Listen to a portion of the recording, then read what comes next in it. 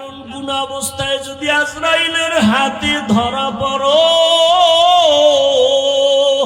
কই ছেলে কই মেয়ে কই বাড়ি গাড়ি কিছুই না, সাদা 3টা কাপড়ের প্যাকেট বানায় কবরে নিয়ে যাবে। আজকে আমার এত সম্মান এত কিছু, কেউ আমার নাম নিবে না। তবে মানুষের সাথে যদি ভালো ব্যবহার করি, জুলুম না করি, মানুষের সাথে ভালো আচরণ করে যাই, আল্লাহর হুকুম মতো চলে যাই, মানুষ তখন দোয়া করবে, স্মরণ করবে।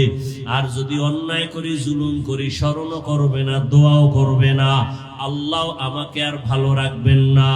অতএব হেদায়েতের মালিক আমার আল্লাহ। এখনো যারা নামাজ ধরতে পারো নাই রে যুবক বাবারা, স্কুলে পড়ো, নামাজটা ধরে ফেলো। কলেজে পড়ো, নামাজ ছাড়িও না, দাড়ি কাটিও না, বেপরদায় চলিও না। মা বাবার দোয়া, শিক্ষকের দোয়া, উলামায়ে কেরামের দোয়া নিয়া নবীর আদর্শের মালা গলায় লাগায়া চলো। আল্লাহর কাছে খাঁটি তওবা করো।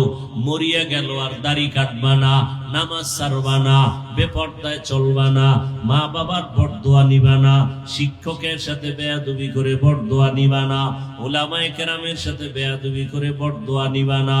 তওবা করার মতো যদি অন্তর তৈরি হয়, খাঁটি তওবার নিয়তে দুটো হাত আল্লাহকে দেখায়া দাও। আয় আল্লাহ, হাতগুলো কবুল করে নেন, তওবা কবুল করে নেন। তওবার উপরে মজবুত হইয়া চলার মতো তৌফিক দান করেন, আমিন।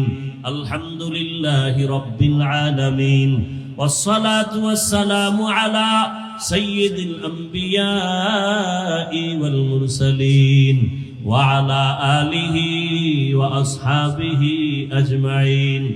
ইয়া আরহামার রাহিমিন, ইয়া আরহামার রাহিমিন, ইয়া আরহামার রাহিমিন। রব্বিরহামহুমা কামা রব্বায়ানি সগীরা। আল্লাহুম্মা ইন্নাকা আফুউন কারীম তুহিব্বুল আফওয়া ফা'ফু আন্না। আল্লাহুম্মা ইন্না নাসআলুকা রিযাকা ওয়াল জান্নাহ ওয়া নাউযু বিকা মিন সাখাতিকা ওয়ান নার। اللهم إنا نعوذ بك من البرص والجنون والجذام وسيء الأسقام। ও দয়ার মালিক,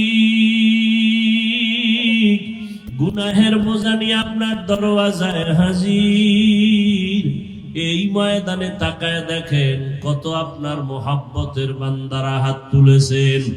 ওলামায়ে কেরাম, মুরব্বী, হাজী সাহেব, কত ব্যবসায়ী, চাকরিজীবী, কত যুবক ছাত্র, পর্দার আড়ালে কত মা বোনেরা। আয় আল্লাহ, শয়তানের ধোকায় পড়ে গুনাহ করে ফেলেছি, আজকে তওবা করলাম, আর গুনাহ করব না রে আল্লাহ। আর নামাজ ছাড়বো না, দাড়ি কাটবো না, বেপরদায় চলবো না। মা বাবার দোয়া নিয়া, শিক্ষকের দোয়া নিয়া, উলামায়ে কেরামের দোয়া পরামর্শ নিয়া নবীর আদর্শ মেনে চলবো। আমাদের তওবা কবুল করে নেন, জীবনের গুনাহগুলো মাফ করে দেন আল্লাহ।